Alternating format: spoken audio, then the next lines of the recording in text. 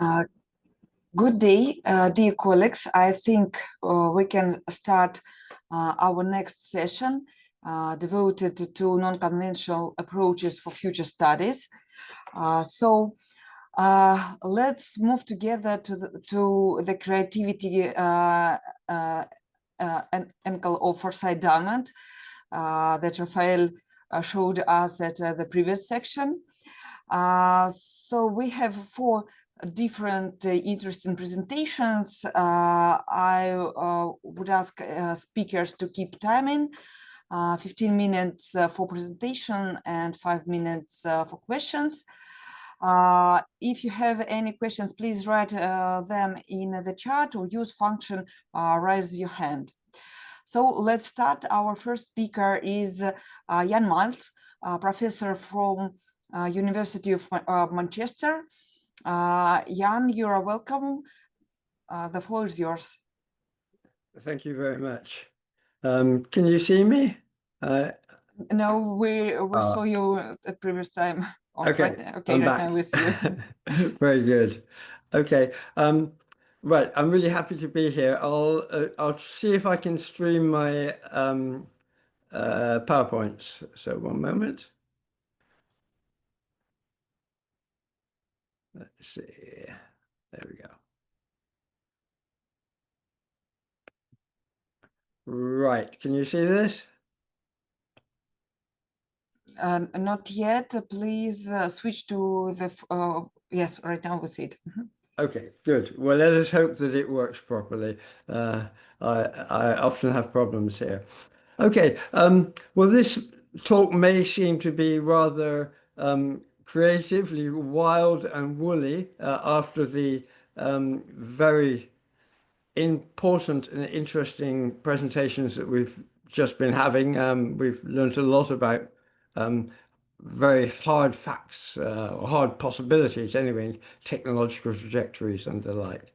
And I'm going to talk about something that's pretty different. But I will argue that, or try to argue that it's important and why we should be paying attention to it. And one of the main reasons why this is important for us is that a lot of our foresight work to date has managed to avoid getting tied up into heavy political controversy. And that is because, or partly because, the whole field of science and technology and much of innovation studies is seen as a matter, or is widely seen as a matter for experts. It actually involves things which are not very political, which require a great deal of technical knowledge. And politicians and in general, and often the general public, are meant to steer well clear of this. So a lot of the work that's been carried out in foresight exercises has managed to escape being highly politicized. There are some exceptions. Raphael Popper discussed how the results of a foresight study were neglected because of a change in government, and this can certainly happen. But it's relatively uncommon for particular foresight studies to get caught up in political controversy. But maybe this is changing. So let's look at the next slide, if I can.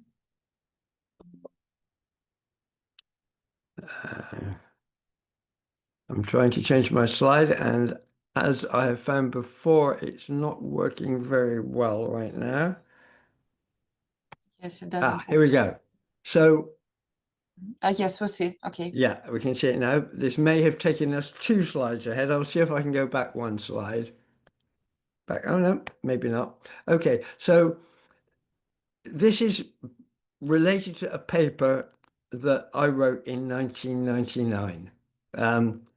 And what I was arguing was that the things that are the subject of Fortean thinking are things which are becoming more prominent and prevalent in our societies. And in 1999, I was arguing we would see a lot of this in the 21st century. So what are we talking about here? 14 things are things, well, the terminology 14 refers to Charles Fort, who was an American who in the first third of the 20th century was busy collecting and compiling information on things he said were damned. They were observations mainly, pieces of information that were outside of what was acceptable to the scientific mainstream. And we know that in history, a lot of things that we now accept were once unacceptable. So the idea that pieces of rock should fall out of the sky was taboo for a long time in Western culture. Now we know about meteors. Ford argued that science is liable to be very closed-minded when it comes to strange, unusual phenomena that don't fit well within its frameworks. He didn't use the concept of paradigms that was introduced many years later by Thomas Kuhn. But when I read Fort's work originally, when I was very young, I was very impressed by this discussion of how science can damn and exclude particular sorts of evidence and observations from its supposedly open-minded approach. And people who call themselves Fortians are people who try to maintain an attitude of being open-minded, not automatically rejecting things that are weird, unusual, wild, that don't fit within our conventional understanding. So these are mainly things which are odd observations, which can't be captured in a very systematic way, or which we haven't found out how to capture in a very systematic way.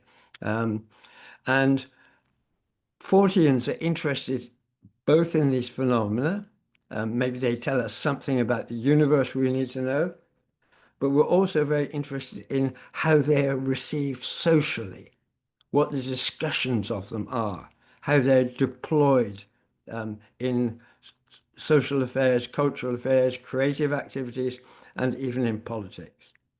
And we're interested in looking at this in the present day, but also back in history.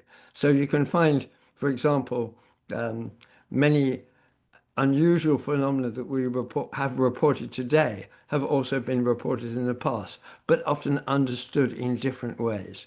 So the famous case being unidentified flying objects. For a long time in the 20th century, the interpretation was that this was aliens, extraterrestrials of some sort. But UFOs have been reported back through history. In the 19th century, there were mystery sightings of airships, and it was believed that there were odd genius inventors sailing airships around the world. But you go back even earlier, and people see angels in the sky, see ships in the sky, things of this sort. But they don't interpret this as aliens. They have a different cultural explanation of these things. So Fort himself was very open-minded. He toyed with all sorts of explanations for what might be going on, but he was basically very just interested in capturing multiple cases of similar phenomena, often reported all around the world, and all sorts of weird and wonderful things get captured here. So we have, of course, UFOs, a very famous case. And right now we have a plague of mystery drone sightings going on across Europe. Several airports have had to be closed down because of observations of these potentially dangerous UFOs passing around. There are lots of other things happen in the sky that are unexplained. Some are recognized and scientifically accepted, like ball lightning, for example. Some still remain controversial, like the earth lights that seem to appear when there are earthquakes, for example, or in particular rocky areas. But there are many other things. There are what Fort called wild talents, like argued for powers like telepathy and clairvoyance and precognition and so on. There's cryptozoology, all sorts of animals that appear out of place or out of time. Maybe there are synchronicities, strange things that happen as coincidences and so on. Many other different sorts of things which get reported very, very regularly, but are regarded as outside of science. And there are all sorts of explanations for them. Maybe they're hoaxes, maybe they're hallucinations, maybe evidence of mental disease of one sort or another. Maybe they're just misperceptions. All sorts of different ways of explaining these things away, but they often remain persistent. So in the essay in 1999, I was looking at this phenomena and the social reception of this phenomena, and arguing that there are all sorts of reasons why these were becoming more prevalent, more salient, or our societies were becoming more tolerant of many of these ideas, why beliefs in UFOs, for example, or in psychic powers of one sort or another, or in alternative medical systems were growing in prominence. And on the basis of this understanding, I argued that these things were likely to grow in much more importance into the 21st century, and that this could have very big impacts. Impacts perhaps upon science, perhaps upon politics, and certainly upon culture. So was I right? Well, in the paper I wrote for this meeting, I made a bit of a case that that my argument largely held up, but I've had the idea of using AI to test how well the argument held up. So I've put the same information into 5 different chatbots, and with a prompt, I've asked them to say, what things did this essay forecast? How accurate are these forecasts? How accurate is the explanation for what underlies these forecasts? And I asked the chatbot, which range from ChatGPT and DeepSeek to Claude and Gemini. I asked them to identify forecasts and rate them in terms of how accurate they were on a scale of 1 completely wrong to 10 completely correct. And as the graph shows at the bottom of the bar chart, the average understanding was pretty positive. The average score was over 8 out of 10 in terms of accuracy. There were a few items that were regarded as very inaccurate, but many more items regarded as completely, or in the dominant category, largely correct.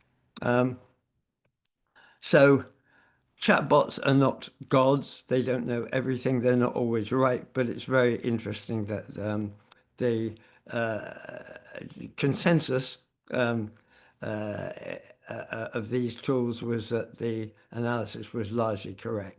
In the analysis, I have examples of ones which had relatively low scores and ones which had relatively high scores. And there were less than 6 with very low scores, and 12 which had absolutely the highest scores. One thing which this use of chatbots does, I think, is tell us quite a few things about how useful and what the problems are when you apply chatbots to assessing forecast accuracy.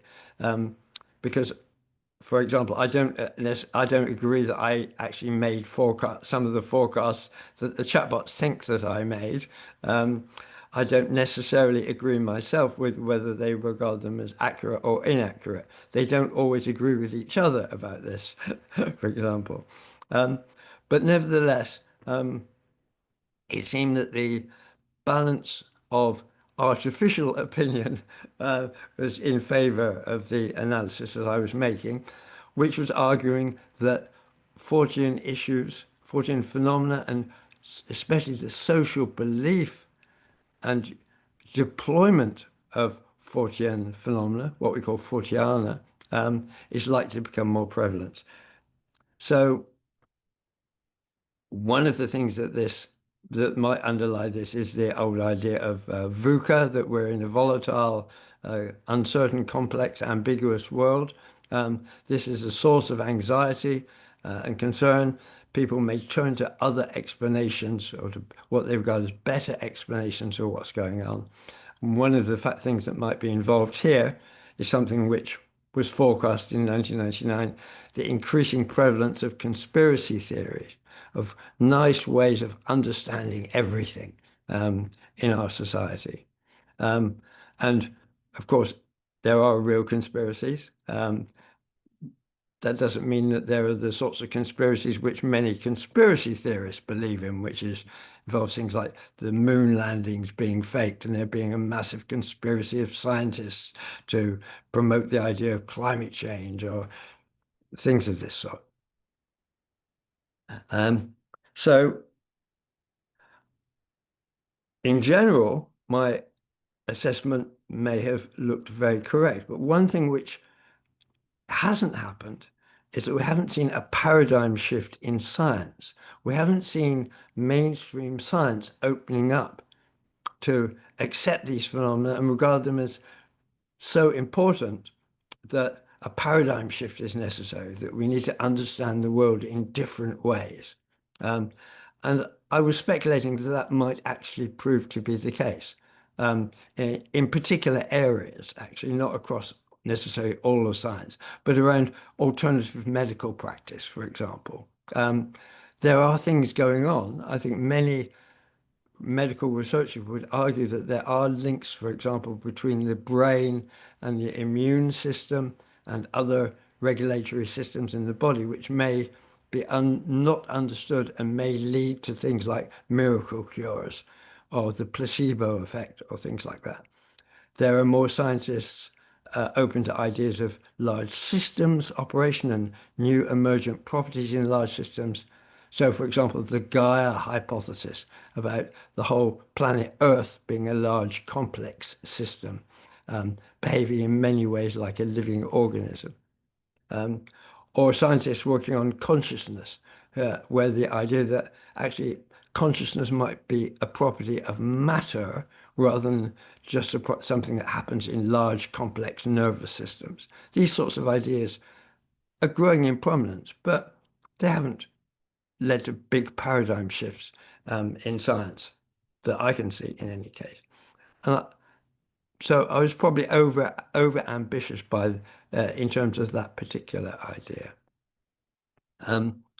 But in general, what seems to have been the case is that the things which were more speculations about the underlying dynamics of social change were regarded as being completely or largely accurate, whereas some very specific forecasts, for example, about the way in which UFOs were understood, I hypothesized that we would see them less understood in terms of alien, extraterrestrial phenomena, and more in terms of unknown geological phenomena like Earth lights, for example. Okay. What we have seen, though, is the rise of conspiracy theory and some tolerance of alternative ways of understanding to significant political prominence, especially in the United States, where we now have the well-known phenomenon of a vaccine skeptic very much in charge of American medical policies and having a huge impact upon what can be done in that field. For example, defunding mRNA research, where we have all sorts of areas of science dealing with climate change, having to suppress mention of what they're doing in their work in order to receive funding and things like that. So the change hasn't happened within mainstream science, but mainstream science is suffering consequences of changes in social understanding of many of these issues. And to wind up, I think that this is something which we will need to be attentive to in foresight practice. It means that there's likely to be much more challenge to the systems of expertise that we draw upon. One of Britain's politicians said, the public have had enough of experts now, so that he could ignore expert views about a particular topic, Brexit, in fact. But this is something which is liable to impact many areas of foresight in the future. Obviously, especially social foresight, but also, I would argue, science, technology, innovation foresight. And we will see, we're liable to see these alternative viewpoints challenging expertise in matters such as, of course, climate change, medical affairs, artificial intelligence, I think, is liable to be a prime area for intervention of these alternative points of view. And foresight researchers are going to have to be able to deal with this and to confront this in their work. And I don't know what the solution is to this. I'm tabling this as a topic which will need to be considered seriously, if I'm correct.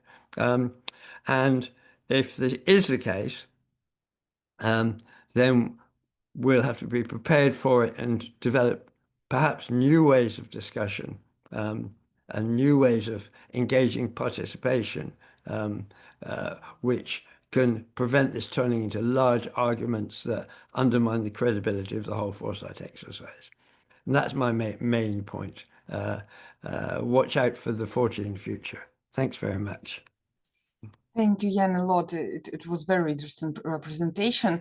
We have two questions, one from Alexander and one in chat from Veronica. Please, short questions. Alexander, you're welcome. Please switch on your microphone. Hi, Ian. It was brilliant. My congratulations. I enjoyed it very much. My question, first, the comment, because we recently in our foresight study we pay more and more attention to values and beliefs and issues related to culture in different way. And it seems that your presentation is very much about this. Yes. Yeah. So it's really important. I think that your thoughts will be very helpful for our future studies. And the question is about serendipity. Is it related somehow to what you were discussing during your presentation? Thank you. Yes. Right. Well, thank you. And I look forward to seeing your work, which deals with things like values. I mean, serendipity is a wonderful thing. One interesting thing we see is that when we have these, I think sometimes people talk about synchronicities, when things happen together that,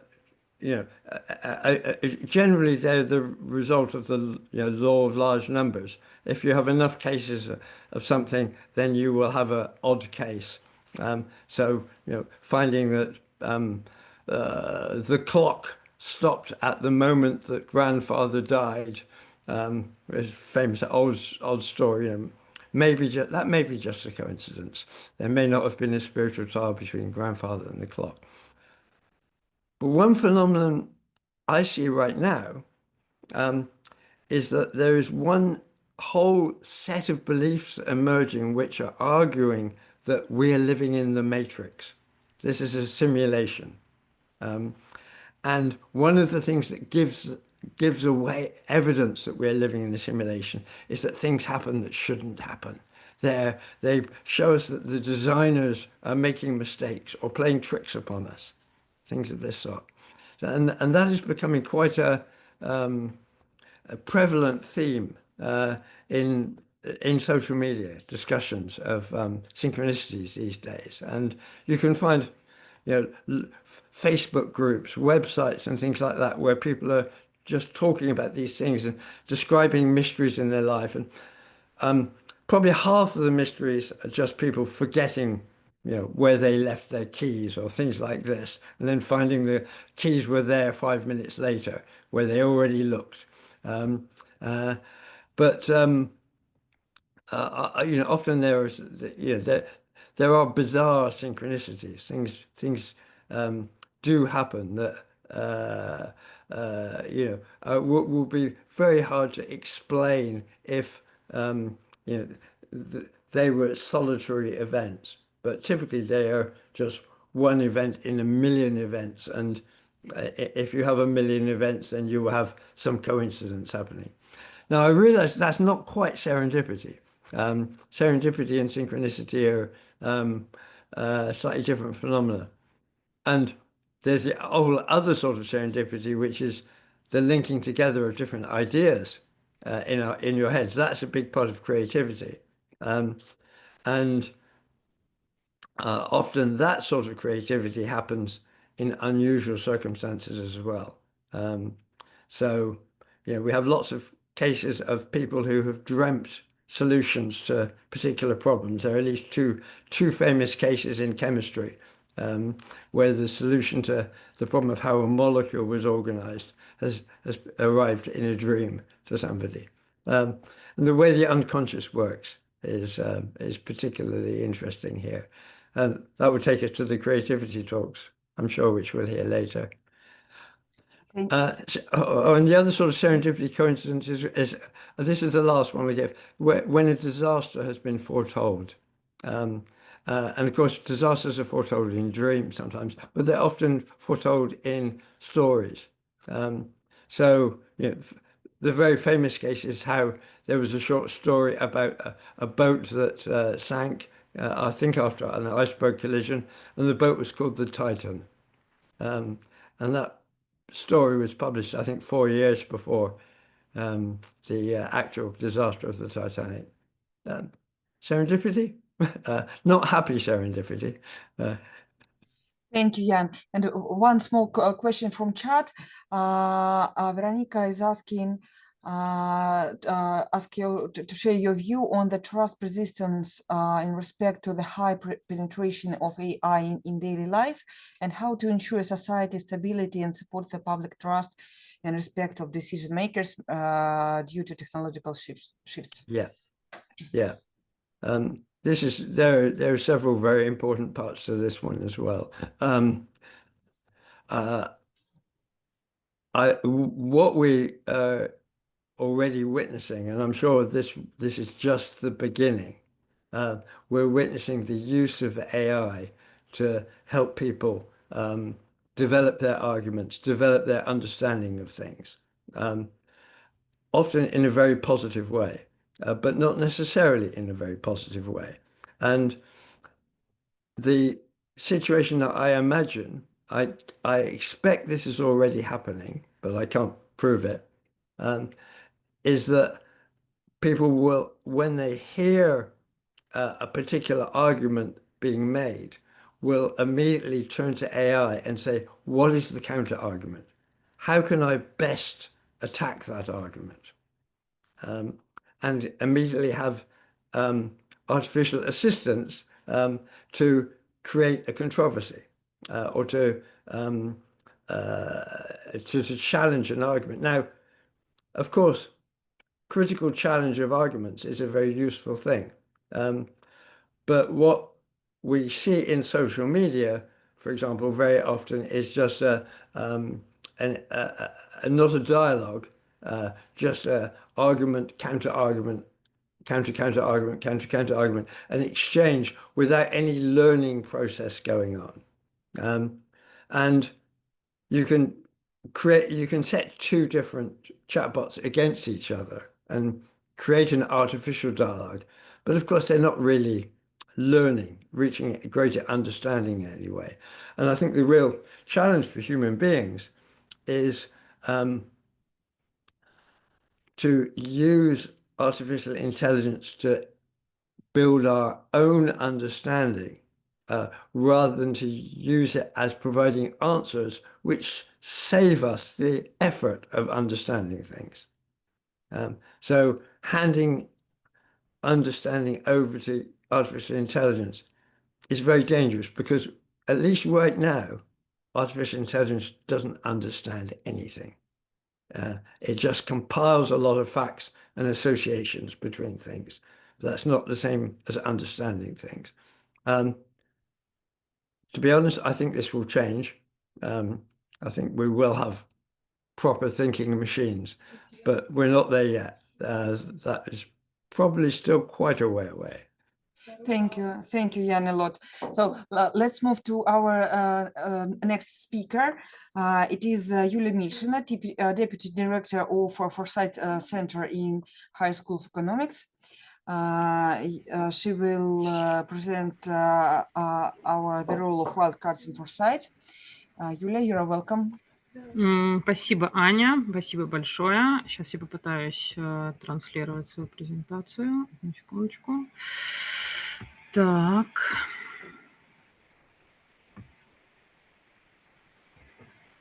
Все видно? Да, все в полноэкранный режим, если можно, переведем. Да, я перевела. Сейчас у меня полноэкранный. У нас нет. Ничего не поменялось? Через Alt-Tab переключись, пожалуйста. Так, сейчас скажу. Да, у меня все есть. Не получается?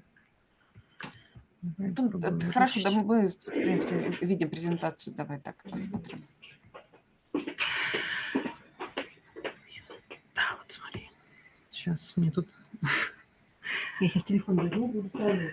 Не изменилось, да, ничего? Ну, давайте, я не буду, чтобы не задерживать время, давайте начну так. Да, спасибо большое еще раз, коллеги. Всем добрый день. Особое, конечно, удовольствие было послушать Яна и те выводы, которые он делал. Я, наверное, смогу в какой-то степени дополнить и продолжить. Расскажу я про роль джокеров, да, событий джокеров и их анализе в форсайт-исследованиях и почему их важно учитывать. Форсайт, как раз его многообразие методов, наверное, является прекрасным инструментом для отслеживания таких событий, и которые во многом эти события могут изменить течение трендов, да, течение нашей жизни в целом.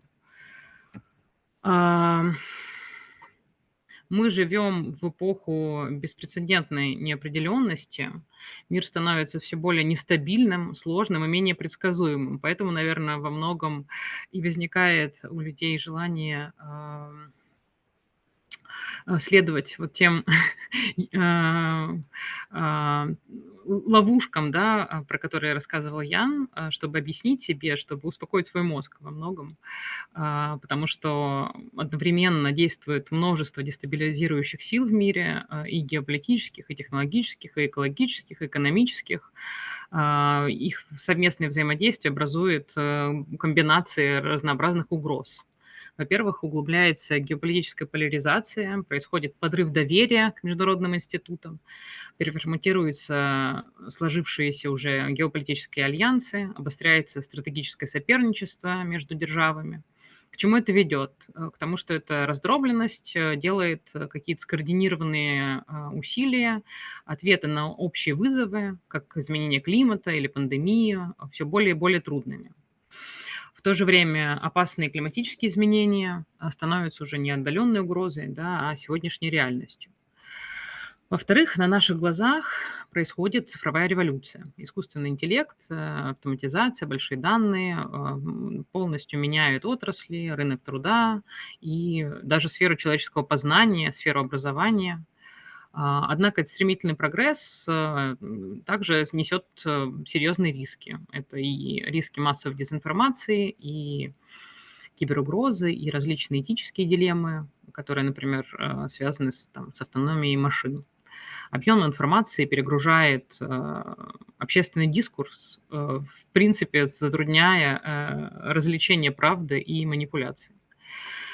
В-третьих, нарастает экономическая нестабильность. Как развитые, так и развивающиеся экономики потенциально могут столкнуться с стагнацией, и традиционные инструменты политические уже так эффективно не работают.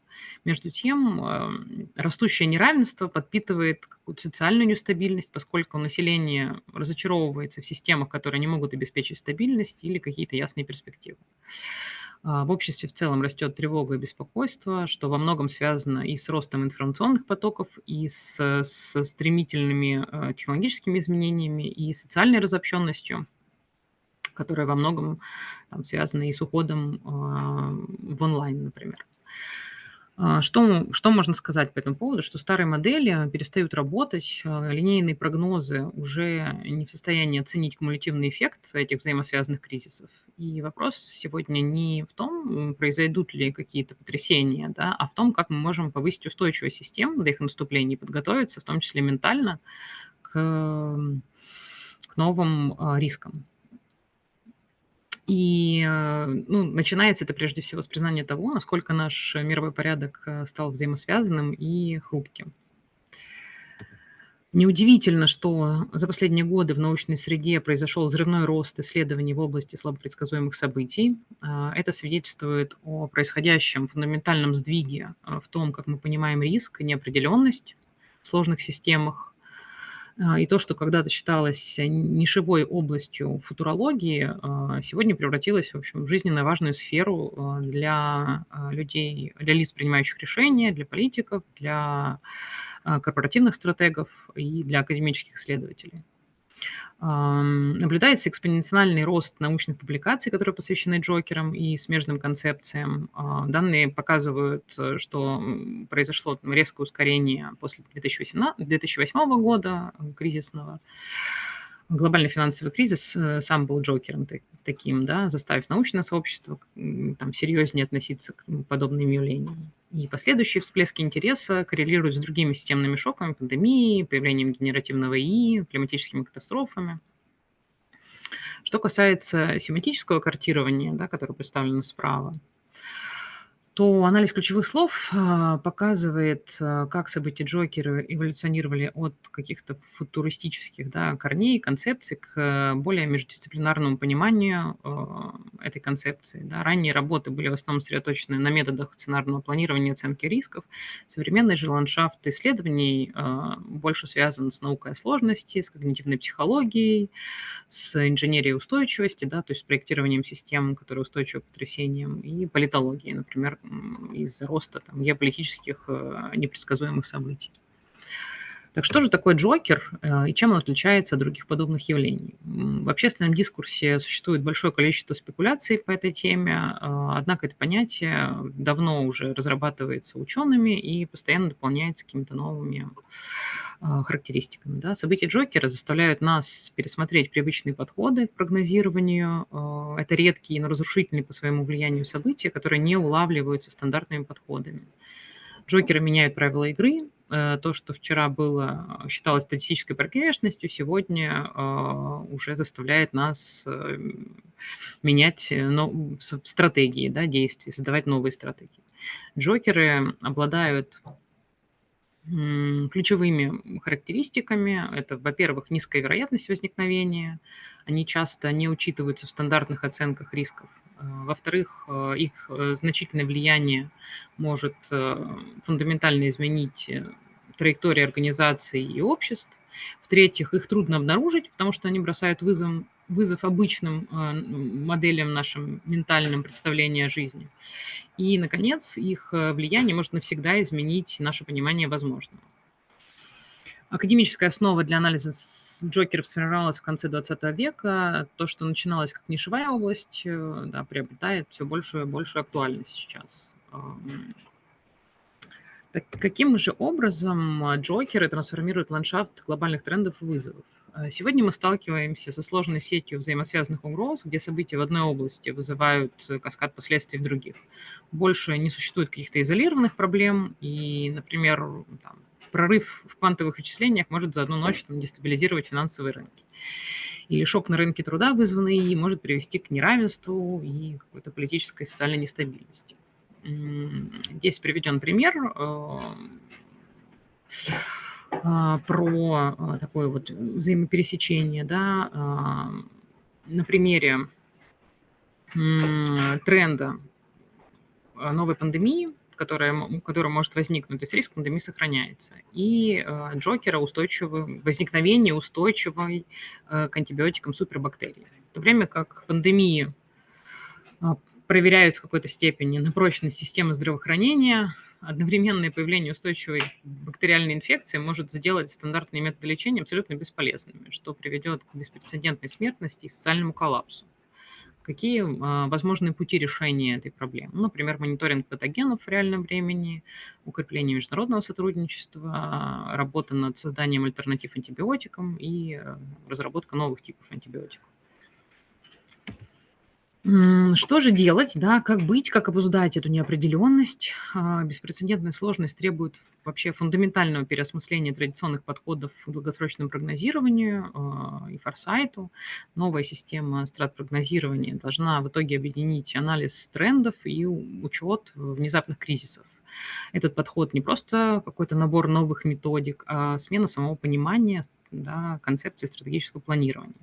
Сегодня, когда мир меняется лавинообразно, наша цель не просто угадать будущее, а максимально обеспечить гибкость прогнозирования, обеспечить устойчивость. Мы двигаемся от составления прогнозов к созданию каких-то более гибких систем, которые готовы к любому из множества вариантов развития событий. Создание систем раннего предупреждения для событий джокеров должно минимизировать их потенциально негативный эффект и максимизировать позитивные возможности, которые из них вытекают. Потому что джокеры – это не всегда только про негатив, это и события, кризисные события, которые несут за собой какие-то позитивные изменения. Мы используем различные передовые методы, интеллектуальный анализ данных, и экспертные процедуры, это интервью, форсайт-сессии, опросы Дельфи, чтобы обнаружить, да, и объективно оценить возможность реализации джокера и их последствий. В результате этих усилий... Окей, да. Чуть-чуть.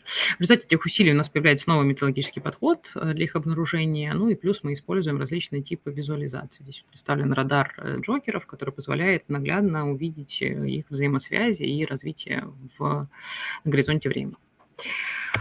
Растущая сложность глобальных рисков требует сложной системы классификации. Чтобы учесть все, вот мы разработали такую максимально расширенную версию таксономии, которая позволяет системно оценивать слабопредсказуемые события и их эффекты с учетом времени, причины, возможности предсказания, реакции и эффектов.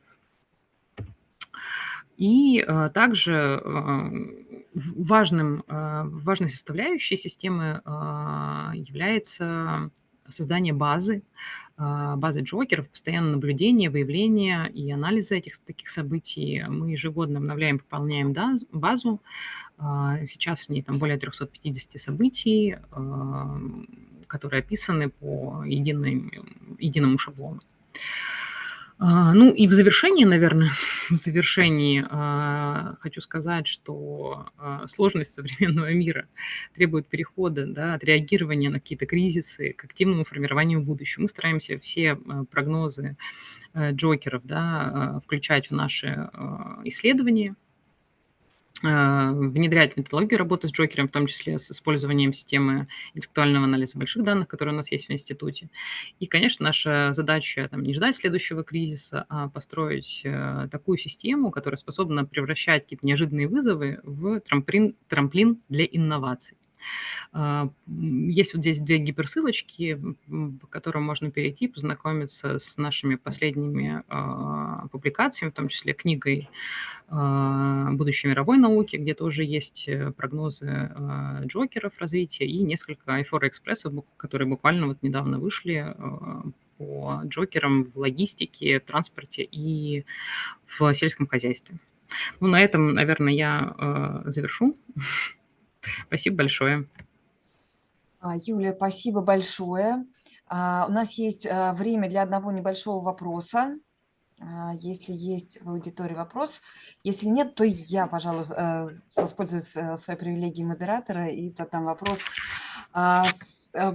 Думали ли вы о том, чтобы анализировать такие производные джокера от джокера, то есть джокеры, которые приводят в дальнейшем к новым джокерам. Да, спасибо большое за такой вопрос. Очень интересный на самом деле, потому что джокеры обычно влекут за собой еще целый каскад различных последствий, которые сами по себе являются такими точками бифуркации, которые меняют течение сложившихся трендов. И мы стараемся в том числе с помощью айфоры выстраивать взаимосвязи между джокерами, выстраивать взаимосвязи между трендами и джокерами, смотреть на то, как они соотносятся, смотреть, какие последствия существуют у совокупности этих явлений. То есть весь смысл рассматривать не отдельно каждый джокер, а рассматривать его системно в совокупности с другими явлениями. Спасибо. Thank you. Спасибо. Let's move to our next speaker, Олеся Майбах. She is head of Foresight Research Methodology and Organization Unit in Foresight Center in High School of Economics. So Олеся will tell us about science fiction. So the floor is yours. Всем добрый день. Давайте проверим, что моя презентация работает. Вы сейчас видите второй слайд. Все отлично, да. Да, хорошо. Здравствуйте. Хочу вам рассказать о нашем исследовании того, какие есть интересные прогнозы из научно-фантастических книг. В целом, рассуждение о том, как взаимосвязаны научная фантастика и реальный мир, это отдельные книги, да, это отдельные исследования. Но в целом мы понимаем, что мы можем каждый из нас может вспомнить примеры того, как мы что-то читали в книге, да, будь то подводная лодка, будь то компьютер, телефон, а потом мы живем с этим, да, и пользуемся телефонами или читальными книжками каждый день. Вот, и один из примеров, да, о котором я хотела как раз рассказать, это вот то, что Рэй Брэдбери много-много лет назад предсказал появление современных домашних кинотеатров, да, и вот та картинка, которую я добавила, мне кажется, что это интересно посмотреть на то, как советские иллюстраторы видели будущее, предсказанное американским писателем, да, и это то, как многие люди живут сегодня. Соответственно, да, возможно, какие-то современные создатели, инноваторы, люди, которые работают в стартапах, используют научную фантастику как вдохновение, да, а с другой стороны, возможно, писатели, которые сегодня работают, которые открыты миру, подсматривают в мир науки, подсматривают в мир инноваций и придумывают какие-то новые технологии, которые, возможно, являются своеобразным предсказанием того, что мы можем ожидать. Соответственно, взаимосвязь интересная, непредсказуемая. Мы не знаем точно процессов этого, но мы точно знаем, что эта взаимосвязь есть. И мы решили посмотреть на научную фантастику как инструмент поиска вот этих вот новых идей.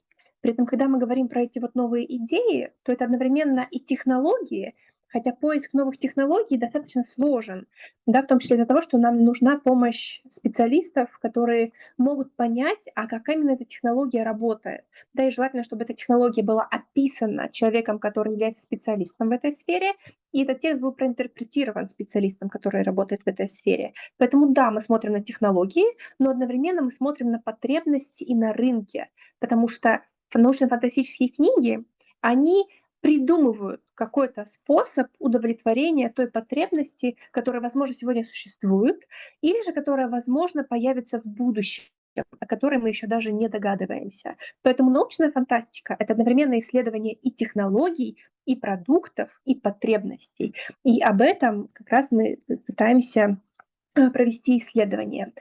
Для того, чтобы отобрать произведения, которые мы хотим проанализировать, мы разработали систему критериев. И было два обязательных критерия. Во-первых, чтобы эта книга была опубликована... То есть, во-первых, это книги, потому что книги проще анализировать. Они уже в виде текстов. Есть много прекрасных компьютерных игр, сериалов или фильмов, но там есть сложность в том, чтобы эти данные превратить в текст, потому что значительное количество информации о том, как работает продукт или работает технология, они представлены в виде видео. Да, и поэтому нам проще взять текст, в котором это анализируется, с помощью текста, чтобы нам это было проще проанализировать. Мы взяли все после 90-го года, потому что это информация, которая максимально свежая, потому что мы понимаем, что это много прогнозов, которые были до 90-го года, они уже реализовались, они уже сбылись. А нам интересны новые прогнозы, которые, возможно, будут созданы в ближайшее или в отдаленном будущем, но что-то новенькое для того, чтобы мы могли это использовать в наших форсайт-исследованиях. Ну и также мы понимаем, что когда человек живет в мире, в котором уже существует интернет, уже существует искусственный интеллект, то его прогнозы будут более заземленными на современную реальность, и от этого они будут более полезными, когда мы будем их анализировать. Но также мы работали с дополнительными критериями, потому что мы хотели отобрать те произведения, которые являются максимально влиятельными, максимально вдохновляющими, да, максимально качественными. Соответственно, у нас было 6 критериев, да, что это наличие попадания в какие-то списки бестселлеров, да, наличие профильных наград, количество тираж.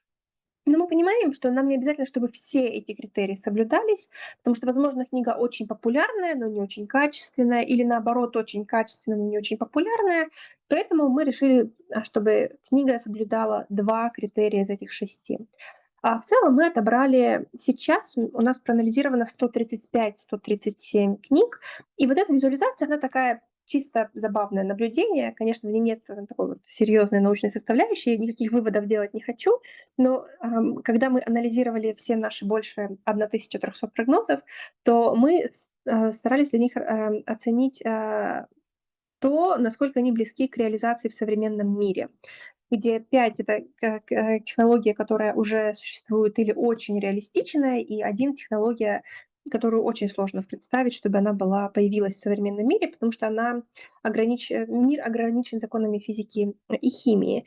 И тот автор, у которого максимально высокое значение реалистичности его прогнозов, да, это Майкл Кайтман, у которого есть степень доктора от Гарвардской медицинской школы.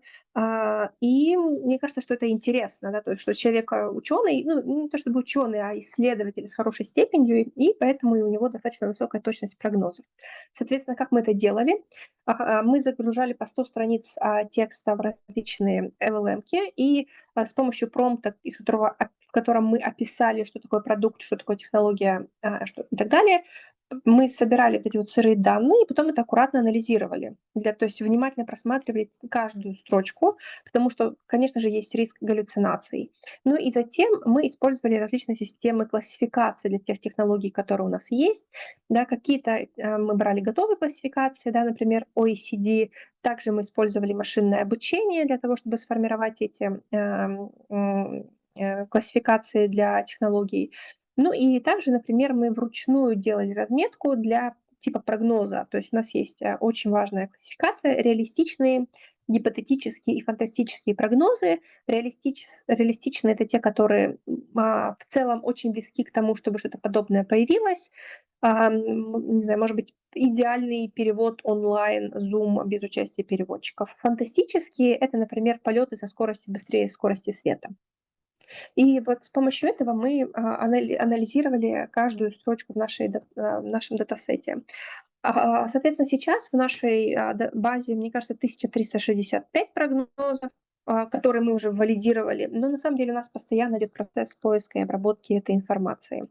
И на экране сейчас есть несколько примеров технологий, которые у нас извлечены. И вот эта технология, которую бы, наверное, хотела рассказать, чуть интереснее, потому что она одно из вдохновений того, что нам надо смотреть внимательно не только на технологии, но и на потребности в научной фантастике. Потому что вот эта технология, которая показывает о том, как технологии, которые помогают восстановлению организма, да, что человечество может выращивать эти органы, может тормозить процесс старения. И интересно, что эта технология в этой книге, из которой мы извлекли эту идею, она используется не для того, чтобы улучшить создать суперспособности, какую-то суперсилу, да, или суперинтеллект. Она используется для того, чтобы сделать такое тело, которое может получать максимальное удовольствие от жизни.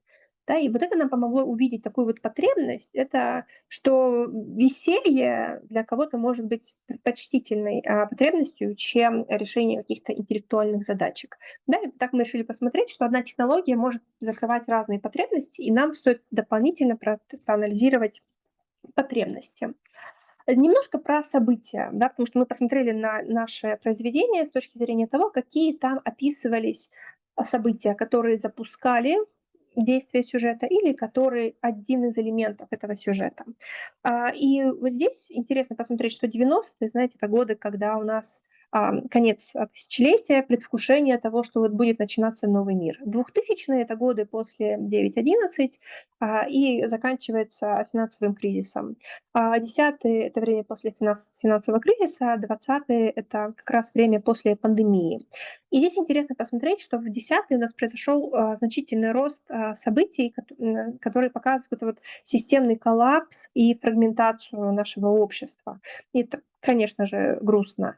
Вот. И одновременно вот именно в нулевые у нас этого было меньше, а вот то, что началось после нулевые, это, скажем так, взаимодействие с другими видами, да, и то, как мы можем выстраивать с ними дипломатию и можем как-то интегрировать их в наше общество и с ними как-то взаимодействовать.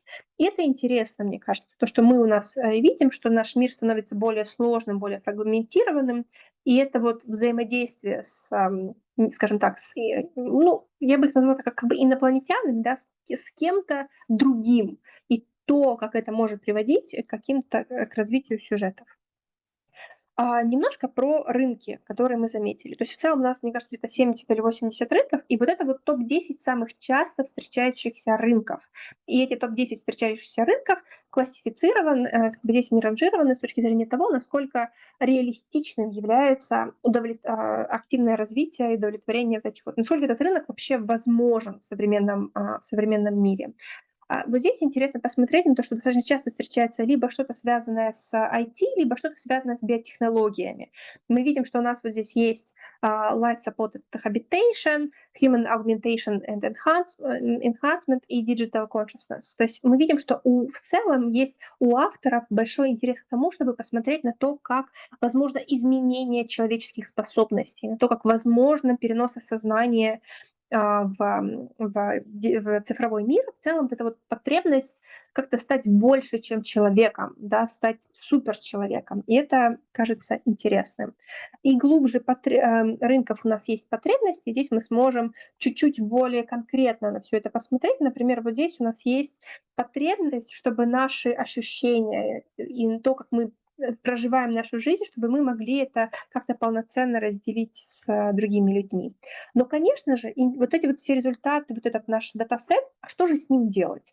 Мне кажется, что это может быть очень полезно в ходе форсайт-исследований. Во-первых, мы разрабатываем карточки, которые можно использовать в ходе форсайт-сессии или интервью. То есть мы можем организовать воркшоп, на котором говорим, посмотрите, есть такие-то, такие-то события, и есть такие-то, такие-то технологии. Посмотрите на эти карточки, какие вы предлагаете развивать продукты с опорой на вот эти вот карточки. Это такой вот источник для вдохновения в ходе обсуждений. И в целом наши материалы можно использовать для разработки сценариев, для анализа wild-джокеров, ну и в целом вообще для разработки новых продуктов, как в ходе интервью, так и в ходе различных общих мероприятий.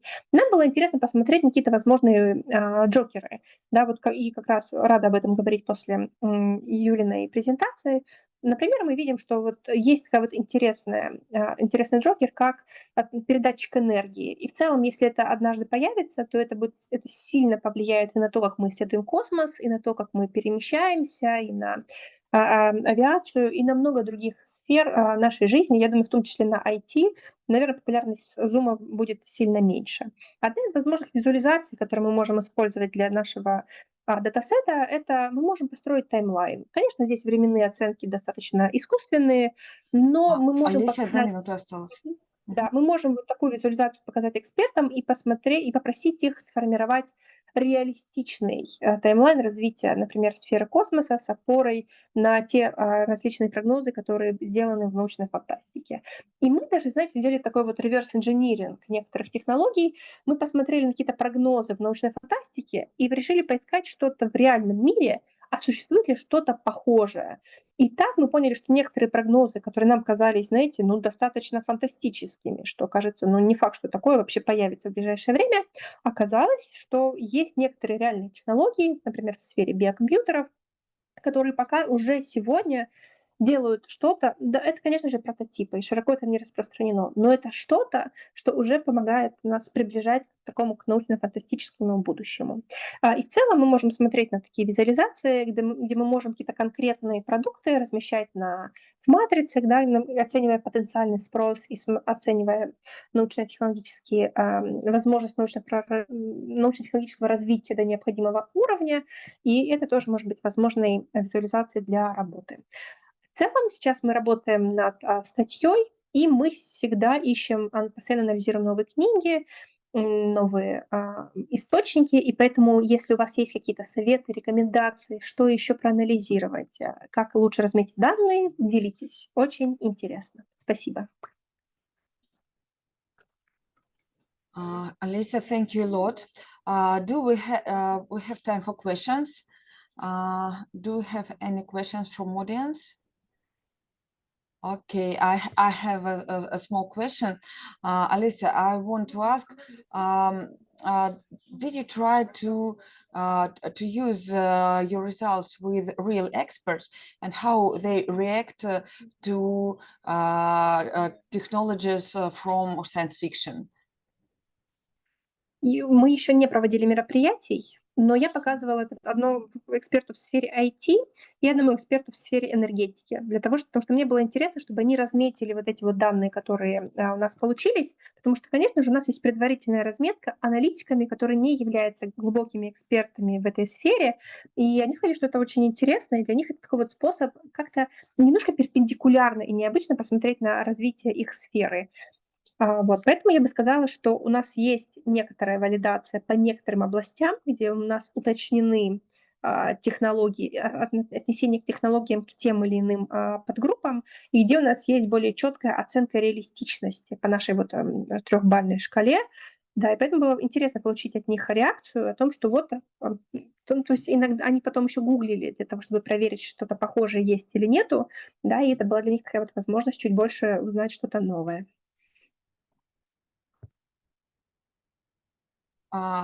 Okay, thank you. And we have one question in chat.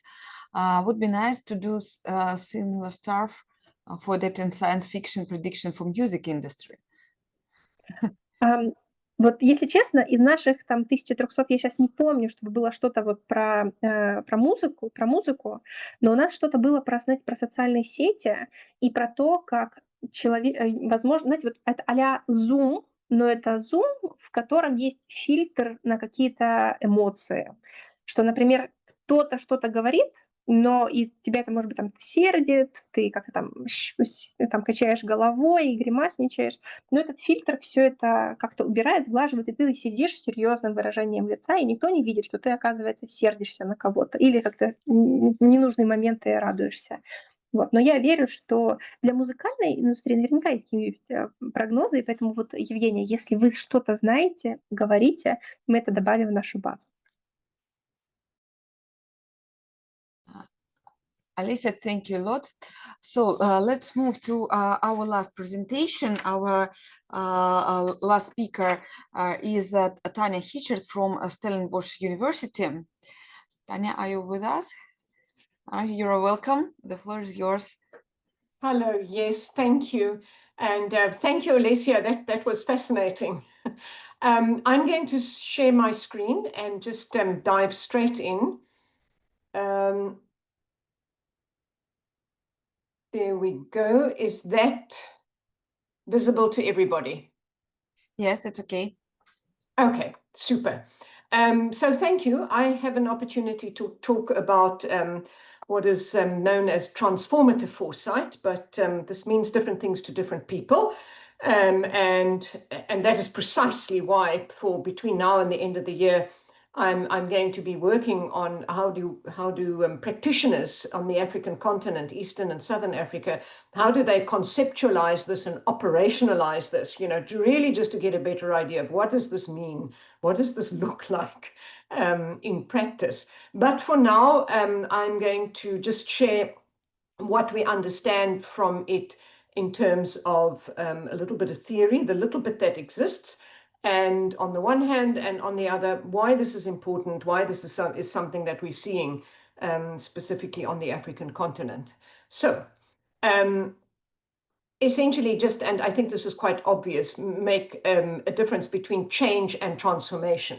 And change with many different manifestations, cyclical change, slow progressive change, tipping points, all that stuff. But transformation really means a system transforming into something completely, utterly, totally different. And there's the but. A common understanding of what is transformed by and for whom and how these attended transformations come about remains very elusive. So one can get a little bit of a clue of, what transformation and transformative foresight might refer to if you look at other uses of the prefix trans. So and this is a lovely article by Colleen Vogel and Karen O'Brien. So and there's a whole sort of transformations community. They have a wonderful conference every 2 years or so. So looking at transdisciplinary, this means integrating diverse perspectives, enabling creative explorations, moving across intellectual and disciplinary silos. The word transgressive means calling for fundamental change, okay? Moving beyond current constraints and existing power relations and asymmetries. Means challenging taken for grantedness. So things that we accept as this is the way they are and assume this is how they always will be. Transgressive would challenge that. And transcendence essentially means opening to a variety of perspectives and beliefs. And transcendence also, according to the work by Colleen and Karen, saying empowering political and collective agency that supports imagining alternatives and generates system scales. Now, some of this sits quite comfortably with someone like me, who is a practitioner on the African continent, because of this incredible diversity that we have, not just in terms of nation states, there are 54 of them, but language, culture, religion, etc. It's very pluralistic. It's extremely diverse. So some of these words and concepts don't feel threatening or strange or generate a sense of discomfort. As a matter of fact, the opposite. If we look at what's happening in the futures and foresight space, I've shared a framework. These are framings of foresight. This is based on the work of Matti Mikkonen, and you can see the reference at the bottom there, classifying policy foresight processes. And he says, according to perceived unpredictability and pursued change, and that is these two axes, the x-axis and the y-axis, where he places a foresight framing in terms of the level of perceived unpredictability, so highly unpredictable. This means working with complete open complex systems, and working with a level of pursued change. If this is high, you would literally have normative influencing. So if you have more descriptive exploration, building of resilience, working with alternative futures, closed system, working within an industry, a country, that kind of thing, you would have some of these other framings, a predictive frame, scenaric frame, a planning frame. And I think, the kind of the STI foresight work that a lot of that we've now seen a lot of falls into these other frames, whereas the work that I'm going to share falls very squarely into this transformative frame, which is defined as it's all about generating novel paths in the present with indeterminate outcomes. So you're actually not sure where this is going to land, but it's got a strong element of normative influencing. So it involves actively driving change towards a future that is significantly different from the current status quo. So really going up against business as usual futures, planned futures, existing frameworks. And if one compares other types or these other framings, the scenaric framing, the visionary framing, even the critical framing of foresight, a transformative foresight frame encompasses a view of, again, this is based on the work of Mikkonen, Preferable futures, very much so. Of course, always complex, always contextual, always situational, you know, preferable for whom, what, why, under what circumstances, trade-offs, that kind of thing. Lived futures, based on the work of Barbara Groves, is novelty-oriented, with time as emergent and indeterminate. So no kind of chosen date in 10 years' time, in 20 years' time, that kind of thing. Is complexity-oriented and critical. Again, Mikkonen, quoting him, it searches for evolutionary, evolving pathways and inventions of novelty with unpredictable consequences. That's literally the definition of transformative foresight. And then there's a lovely sort of piece that makes it slightly more practical from Vervoort and the people that are working in the field of socio-ecological systems. Those seeking to change societies imagine better futures to achieve unwanted let me start again. Those who seek to change societies imagine better futures to achieve, unwanted futures to avoid, and often both. Observing or experiencing novel ways of existence or action that were previously unconsidered can in turn spark fresh imaginative potentials. So if we step away from some of these journal articles and papers and just look at what it means in layman's terms, everyday language, we can make statements like, while strategic foresight focuses primarily on anticipating future developments to inform decision-making within existing frameworks, transformative foresight is fundamentally oriented towards significant change that addresses root causes of current African challenges. The key distinguishing features of transformative foresight include its focus on deep systemic change, visionary and speculative thinking that explores radical alternatives, broad participatory processes, engaging different stakeholders. Now, this it would have in common with many other ways of doing foresight. Its aim is to empower and mobilize collective action. Again, here you can see this element of normative influencing. Unlike strategic foresight, which operates within existing strategic frameworks, transformative foresight aims to challenge and reshape these very frameworks. Now, why?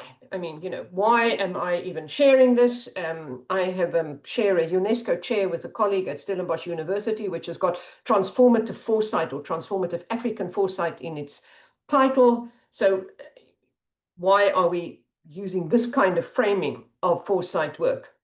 It's essentially because of something called the Anthropocene. The geospatial scientists have now decided Anthropocene is not a new geological epoch, but it's still being widely used, essentially now as an event on planet Earth. And it's kind of this new geological era event where human activity is a dominant force shaping ecosystems at global scale. And we would typically think something like carbon emissions, climate change, but it's way, way more than that. One looks now at what's happening with regard to plastic usage, microplastics. There's some data which is fascinating around the amount of water that has been dammed up to such an extent that it is slightly tilting the axis of the Earth. Look, biodiversity loss, extinction events, those side of things. So the Anthropocene is planetary systems fundamentally being affected by human activity. That is why we're entering a complete new phase where everything that has worked up to now in terms of human development will probably not work anymore going into the future. Often the Anthropocene and the framing of it is based around this work of Will Steffen around the Great Acceleration, roughly from about the 1950s. One can see both socioeconomic trends and Earth system trends doing the hockey stick thing, sort of exponential growth, population, GDP, large dams. I made the point about dams, transportations, etc. But then at the same time, in terms of the natural environment, carbon dioxide emissions, methane, surface temperature of the ocean as well, etc. So this great acceleration, and this is essentially pushing us towards what are called planetary boundaries. This is based on the work, a lot of this work that happens at the Stockholm Resilience Center, and you can see quite clear progression here in recent history. So 2009, 7 boundaries assessed, identified scientifically, 3 of them crossed. 4 crossed by 2015. By 2023, able to measure more of these boundaries, and by this time 6 crossed. And I think we're probably heading towards the 7th, if I'm not mistaken. So the point is we are reaching planetary boundaries for things like land systems change, ocean acidification, biochemical flows, etc.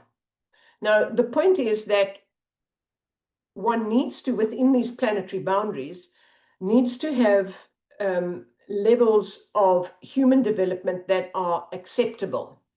And at Leeds University, they have gone and sort of categorized what is regarded as a decent life.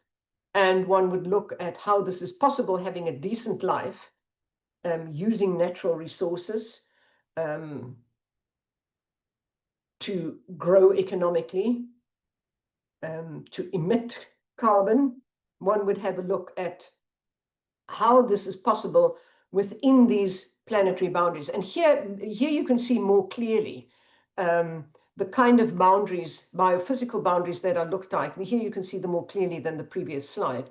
So the point is that the good life, a decent life, are elements like healthy life expectancy, nutrition, do you have healthy food to eat, sanitation, income, access to energy, education, etc. These are the sort of things. So what they've gone and done is measured here. I've juxtaposed the United States with Burkina Faso, and you can very, very clearly see in the United States, in its geographical boundaries, it is exceeding all but 2 of the planetary boundaries, and it has reached the social threshold of nearly all human development measures of having a decent life.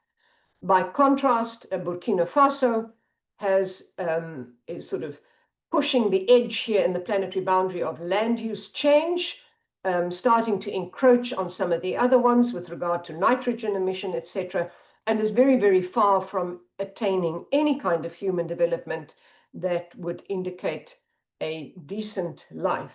So this argument is made by this quote, which is really that the convergence of crises from climate change, economic instability, inequality, poverty, you know, these typical things that we always hear about when we speak about where human development is still needed, makes it necessary to call into question the conventional development paradigm, because that is based on the exploitation of nature, continuous production and consumption, and the privatization of common resources, okay, and the externalities that go along with it.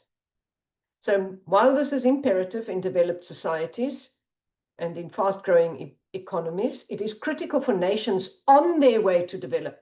So a lot of the African nations are just beginning this development journey of having a decent life.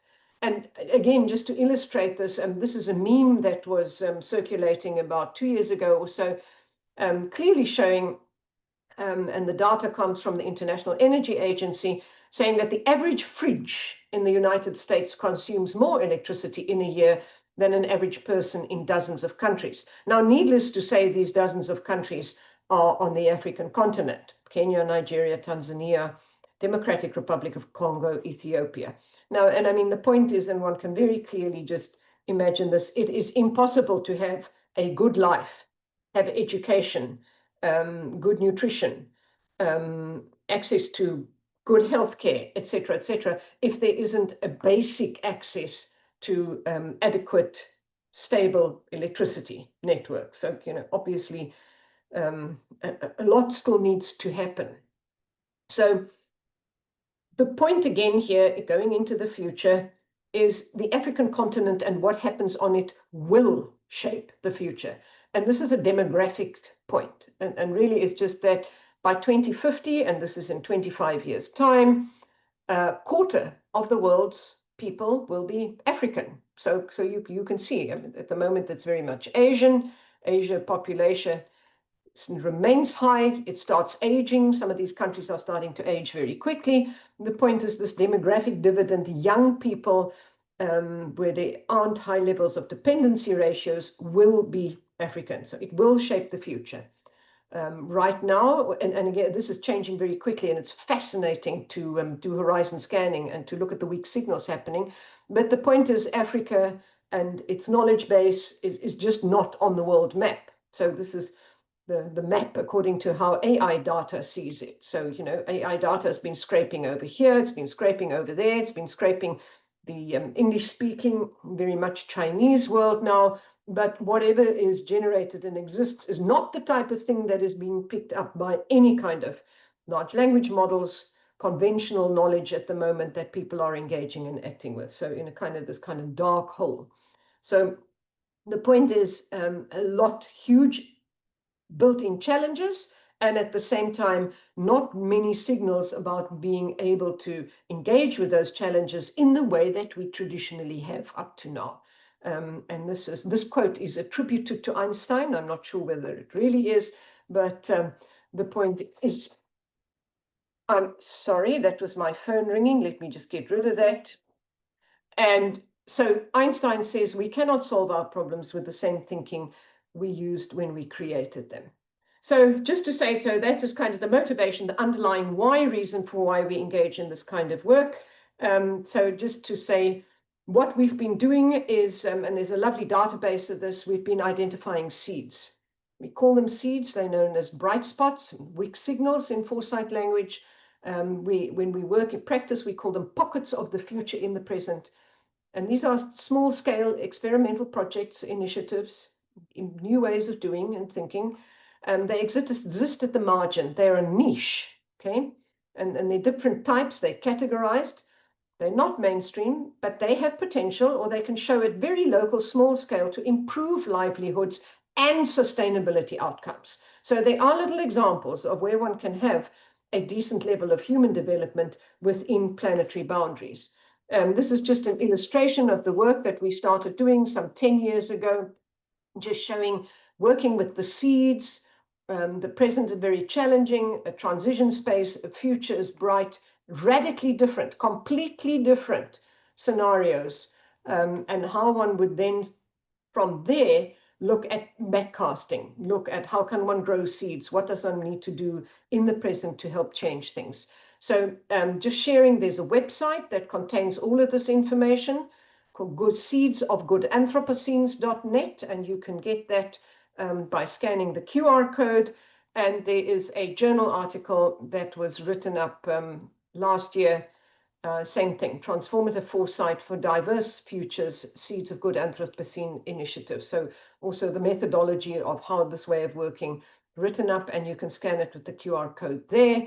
And then just sort of in a nutshell, transformative foresight, different from working with change, is really very specific form of foresight practice aimed at developing novel paths in the present with indeterminate outcomes, characterized by its engagement with open systems, marked by a high degree of perceived unpredictability, and it emphasizes a pursuit of normative influencing.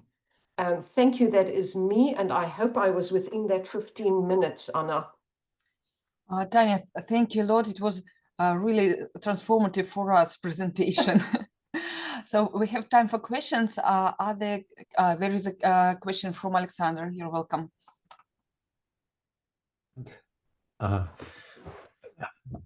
Hello, Tanya. Thank you so much. It's so nice to see you again.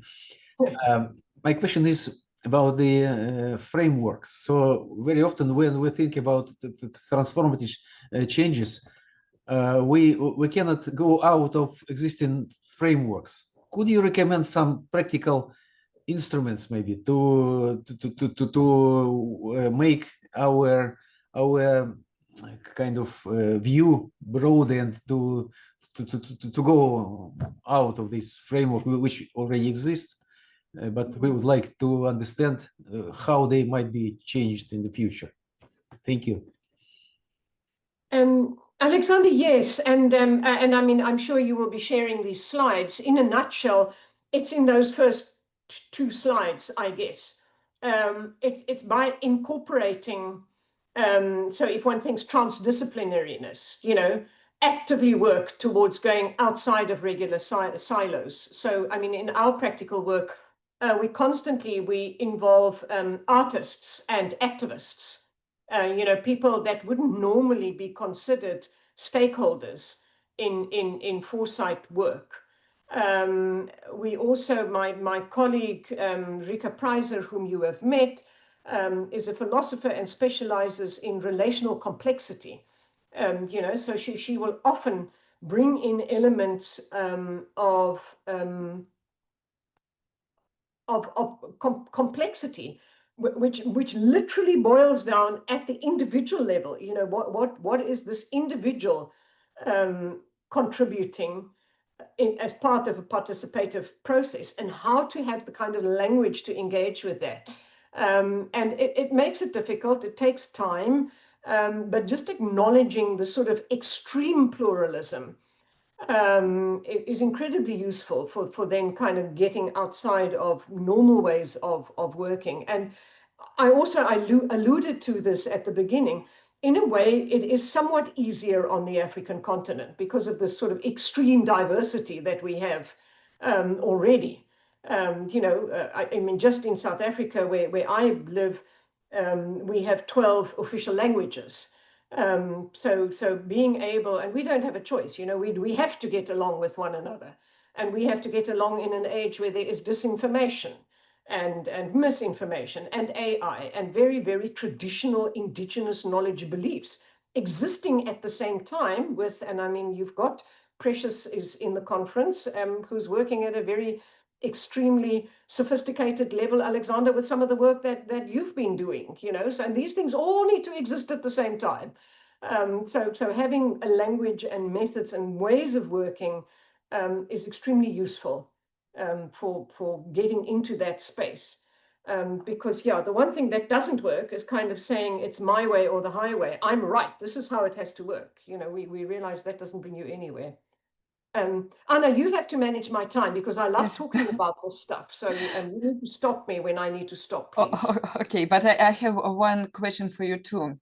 How do you think, do we need new foresight tools for transformative foresight, or we have enough instruments? Yes and no. Yes, we definitely need new tools and methods, especially when it comes to incorporating indigenous knowledge, completely different ways of thinking. You know, Ian, that's why, you know, I was interested in your perspectives. And the point is they are evolving all the time. It's just a matter of you know, looking for them, finding them, arts-based methods. So yes, we do need new tools. At the same time, we work very effectively with existing tools and methods. So we really love Three Horizons framework. We've adapted it somewhat. We love working with causal layered analysis. As I mentioned in this project, when you've got seeds, little examples of how one can have human development within planetary boundaries, and you imagine completely different radical futures, you use good old-fashioned backcasting and road mapping to see what pathways might be possible. So the answer to your question, Anna, is yes and no. Okay, thank you. We have just a few minutes and we have one last question from Alessia in chat to Jan, which we haven't time to ask just after Jan's presentation. So Jan, do you see a decrease in trust in expertise as a temporary societal disruption or a permanent new condition that foresight must operate with? How foresight practitioners should promote results of foresight projects in a situation like this? Right, I will try to respond very quickly. Yes, I do expect this to be an ongoing situation. Perhaps it will get even worse. It doesn't help that we have bad actors around who are deliberately trying to undermine the idea that there is consensus in areas where there is actually quite a high level of consensus. So this is famous. This was a technique pioneered by the tobacco industry to undermine the notion that science said that tobacco use causes cancer. It's been now applied to many other areas as well, climate change, vaccination, you name it. So we have agents at work, organized interests that are actually trying to promote higher levels of controversy and reduce the quality of conversations. So our strategy has to be to fight to increase the quality of conversations. And that there are lots of elements to that. I haven't worked through what they all might be. Someone cleverer than me has probably already worked through this. But one element is that expertise has to learn to regulate itself a lot better. For there to be much more use of professional standards, for example, where it comes to experts giving their advice and often opinions in complicated matters. Because often, expertise are asked to provide insights which go well beyond the actual established scientific evidence on a topic. So they have to be clear when it is their opinion and what their opinion is based on. So there's a task for experts as well, and for our use of experts to make it clear, if we can, that they're not representing vested interests other than the interests of humanity, perhaps. But basically, what we have to do is to make sure that our foresight processes are much more ones of dialogue rather than providing top-down, authority telling people what to do and think, which is going to be much harder to have accepted into the future. Thank you a lot. I think the main idea of our section is that we should transform, first of all, transform ourselves. Okay, thank you a lot. I would like to thank our speakers, and the next session will start in 12 minutes. Okay, thank you. Thank you. It was great Thank seeing you you. again, friends. Yeah. Thank you. Bye. Bye-bye.